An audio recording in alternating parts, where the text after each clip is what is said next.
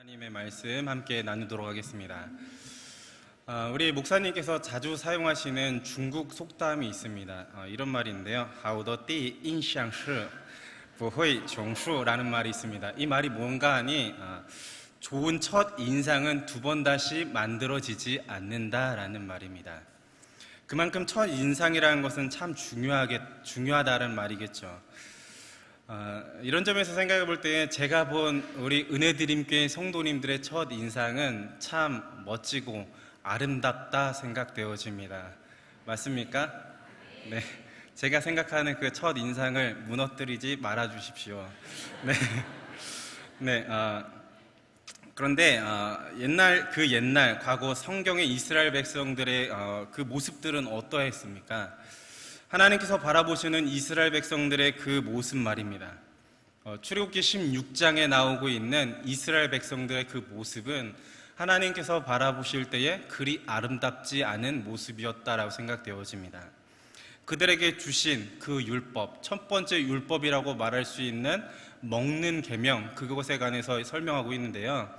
그들에게 주신 10계명, 하나님의 말씀을 지키게 하시기 전 그들에게 그 말씀보다 더 잘 순종하시게 하기 위해서 하나님의 말씀을 먼저 몸으로 체득하게 하신 내용이 바로 오늘의 본문의 내용입니다.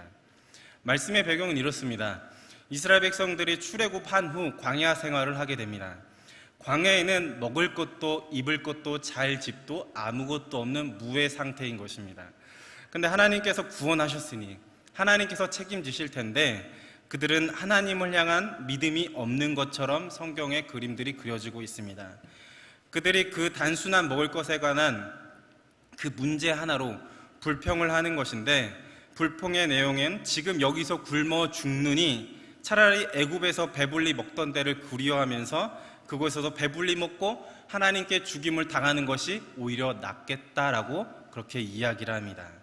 그런데 그것은 단순히 먹을 것에 관한 불평이 아니라 하나님을 향한 원망이었습니다.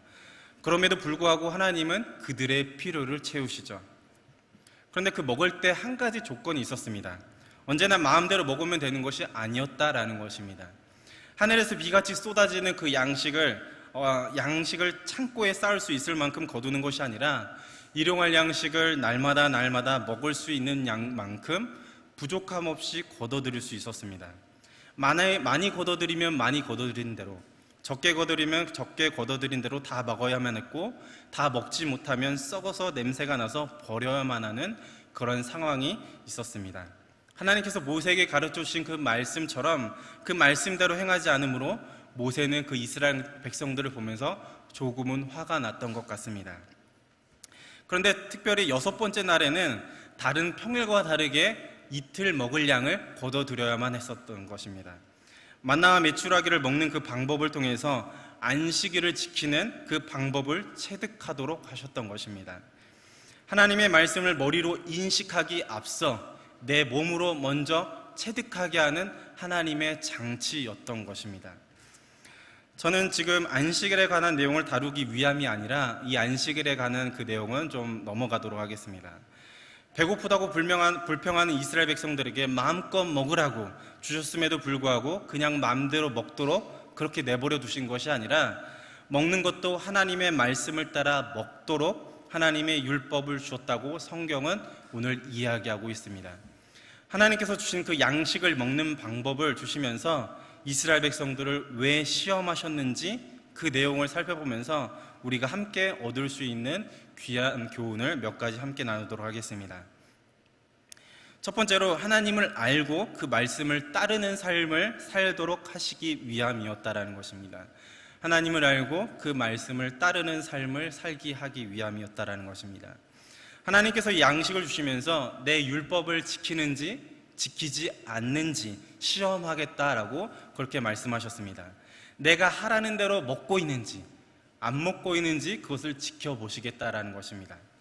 왜 하나님이 먹고 사는 것에 대한 이렇게 간단한 문제를 왜 율법이라고 말씀하시면서까지 그 율법을 준행하는지 준행하지 않는지 그렇게 시험하겠다라고 말씀하고 있습니까?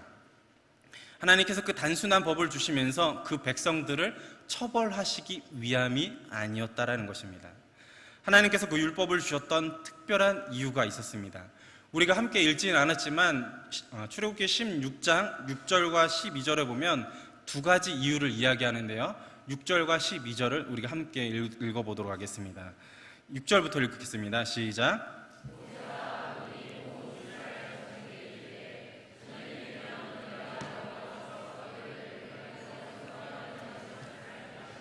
(12절입니다) 시작.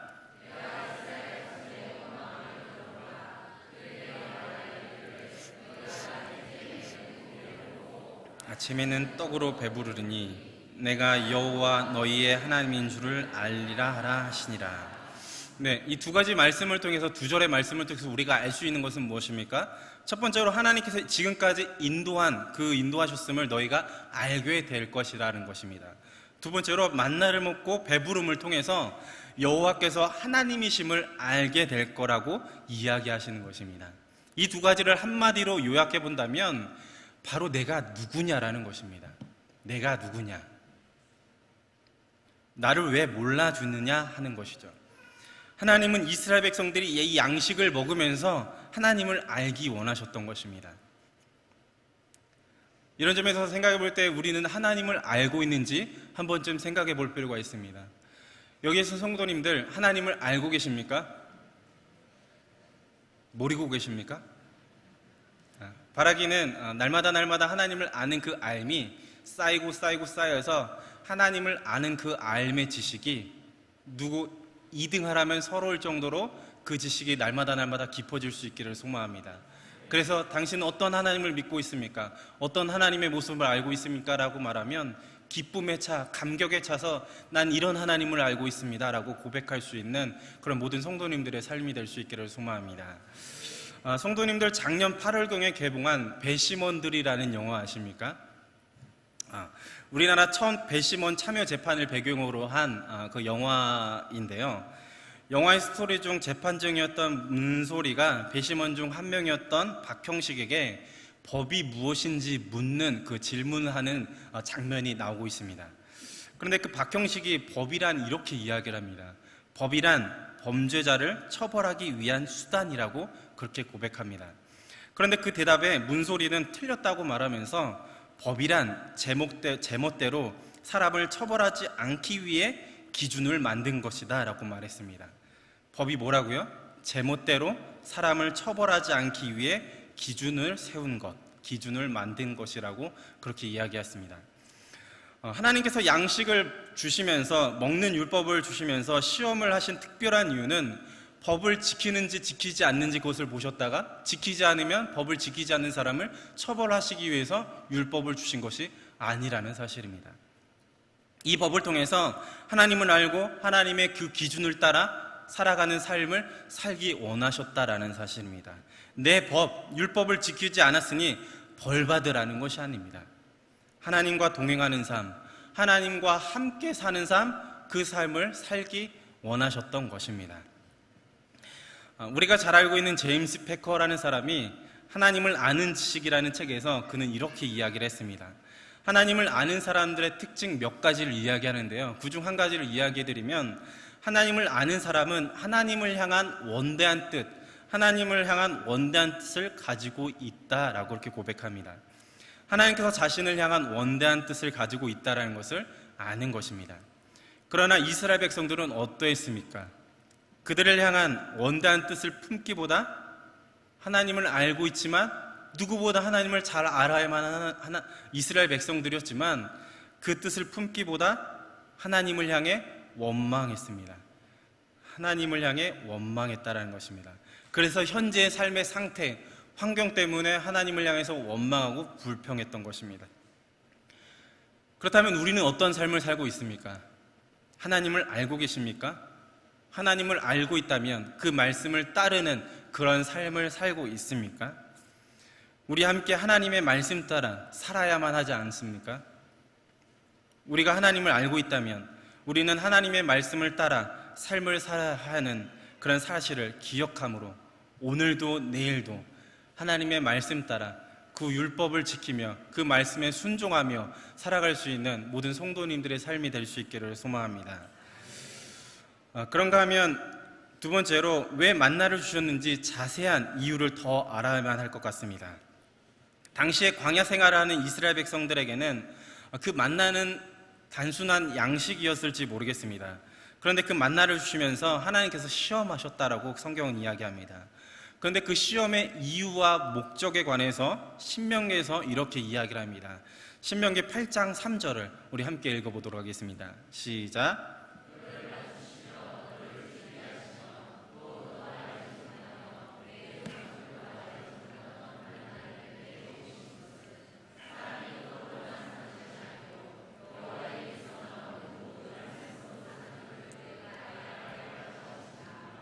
사람이 떡으로만 사는 것이 아니고 무엇으로 산다고요?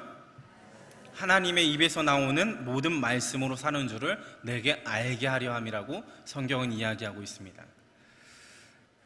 여러분, 하나님께서 모세를 통해서 주신 그 말씀을 여러 번 생각해 볼 필요도 없이 한 번만 보면 우리에게 주신 그 말씀 따라 사는 인생이 어떤 인생을 가리키는지 우리가 잘 알 수 있을 것 같습니다.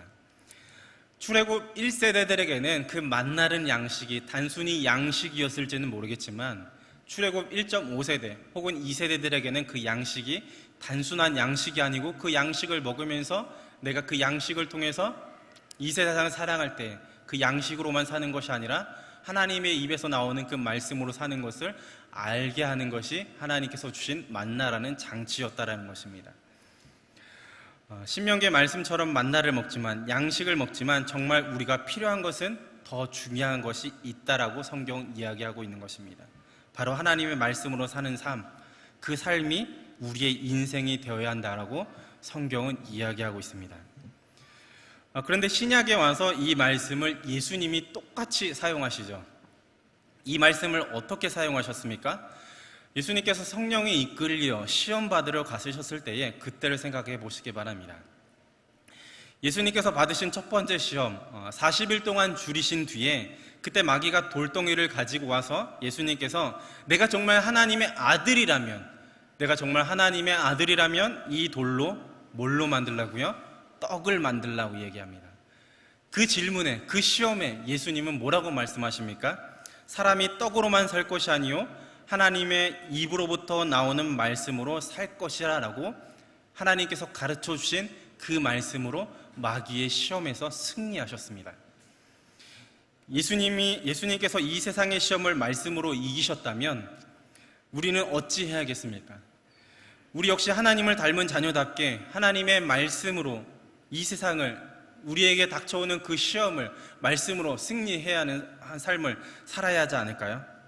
여러분, 우리를 힘들게 하는 시험들이 얼마나 많이 있습니까? 옛날이나 지금이나 시험이 너무나 많이 있는 것은 변치 않은 사실인 것 같습니다. 많은 성도님들이 교회 안에서 시험을 받았다라는 그런 이야기를 하는 그런 성도님들이 참 많이 있습니다. 그런데 이 사실은 우리 은혜드림교회 성도님들의 이야기가 아닌 것 같습니다. 그런데 여러분, 우리 너무나 약한 것 아닙니까? 신앙적으로 너무나 약한 것 아니냐는 것이죠. 우리가 언제까지 왜 이런 시험 때문에 힘들어야만 하는 것입니까? 나 상처받았다고 말하기엔 이제 우리 너무 많은 신앙생활 하지 않았습니까? 하나님 앞에서 하나님의 말씀을 너무나 많이 받지 않았냐는 것입니다. 우리는 영적으로 이제는 어린아이가 아닙니다. 이제는 우리는 주님의 자다답게 말씀으로 승리하는 삶을 살 수 있습니다. 물론 그 시험들이 가슴을 아프게 할 때가 참 많이 있습니다. 좌절하게 만드는 그런 상황들도 있을 수 있습니다. 그런데 우리가 그 자리에 낭망하여 쓰러져 있을 수만 있는 그런 무능력한 그런 존재가 아니라는 사실이죠. 우리는 그 말씀을 가지고 있는 하나님의 자녀라는 사실을 우리는 잊지 말아야만 합니다. 그렇게 하나님의 말씀으로 승리하는 삶을 살아갈 수 있는 그런 모든 성도님들이 될 수 있기를 소망합니다. 그런데 여러분, 성경은요 이 정도로 끝내지 않는다라는 사실입니다. 요한복음에서 그 만나를 가리켜 누구라고 말하는지 분명히 이야기하고 있는데요, 조금은 길지만 요한복음 6장 47절로 51절까지 함께 읽어보도록 하겠습니다. 같이 읽어보겠습니다. 시작. 진실로 진실로 너희에게 이르노니 믿는 자는 영생을 가졌나니 내가 곧 생명의 떡이니라. 너희 조상들은 광야에서 만나를 먹었어도 죽었거니와 이는 하늘에서 내려오는 떡이니 사람으로 하여금 먹고 죽지 아니하게 하는 것이니라. 나는 하늘에서 내려온 살아있는 떡이니 사람이 이 떡을 먹으면 영생하리라. 내가 줄 떡은 곧 세상의 생명을 위한 내 살이니라 하시니라. 예수님께서 자신을 가리켜 무엇이라고 이야기하고 있습니까? 내가 생명의 떡이고 조상들이 먹었던 그 만나가 바로 예수님 자신이라고 말씀하시는 것입니다. 여러분, 우리가 현실을 살아가면서 현실에 대한 문제가 참 중요한 것이 사실입니다. 그런데 여러분, 현실보다 더 중요한 것, 영적인 것이 있다는 것을 잊지 마시기 바랍니다. 하나님을 얼마나 붙들고 살아가는지, 하나님을 얼마나 의지하며 살아가고 있는지가 더 중요한 것입니다. 우리가 현실을 살아가지만 우리의 삶의 처소, 우리의 삶의 환경들은 각자가 다 다르지만 우리가 정말 삶에서 중요하게 여겨야만 하는 것, 우리의 창조주 되신 하나님, 우리의 아버지 되신 하나님, 그분을 바라면서 그분의 말씀을 붙들고 그분의 말씀에 순종하는 그런 인생을 살아야 한다고 성경은 이야기하고 있는 것입니다. 분주한 인생을 살다 보면 이 세상에 전부인 것처럼 살아갈 때가 참 많이 있죠. 분주함의 중요함을 놓치고 살아갈 때가 많습니다. 분주함의 중요한 것, 하나님을 붙잡는 인생, 하나님의 말씀을 따르는 그 인생을 놓치고 포기하지 마십시오. 우리가 신앙인으로서 절대로 잊어서는 안 되는 것, 그것은 바로 우리의 하나님 아버지를 붙드는 삶, 그 말씀 되신 예수님을 붙드는 삶을 우리가 살아가야 한다는 것입니다. 너무나 당연하고 진부한 이야기인가요? 그런데 하나님은 인간의 습성을 잘 알기에 신명기 8장에서 이렇게 계속해서 이야기를 합니다. 절대로 잊지 마라. 이것을 분명하게 기억해라. 잊지 마라, 기억해라. 잊지 마라, 기억해라. 그렇게 여러 번 반복해서 신명기 6장부터 8장까지 이야기하고 있습니다. 성도님들, 어떤 인생을 살고 있습니까? 내일부터 또 어떤 인생을 살기로 작정하셨습니까? 바라기는 여기 계신 모든 성도님들의 삶의 환경은 정말 다를지라도 그 인생의 초점은 하나님을 향했으면 좋겠습니다. 하나님께서 우리에게 허락하셨던 그 말씀을 붙들고, 하나님께서 우리에게 허락하셨던 그 은혜를 붙들고, 조금은 힘들지라도, 조금은 손해보는 인생일지라도, 조금은 고될지라도 하나님께서 원하시는 것이기 때문에, 우리가 하나님의 자녀라면, 우리가 하나님을 아는 사람들이라면 그 말씀을 따라 사는 인생을 살아가시는 모든 성도님들의 삶이 될 수 있기를 소망합니다. 함께 기도하겠습니다.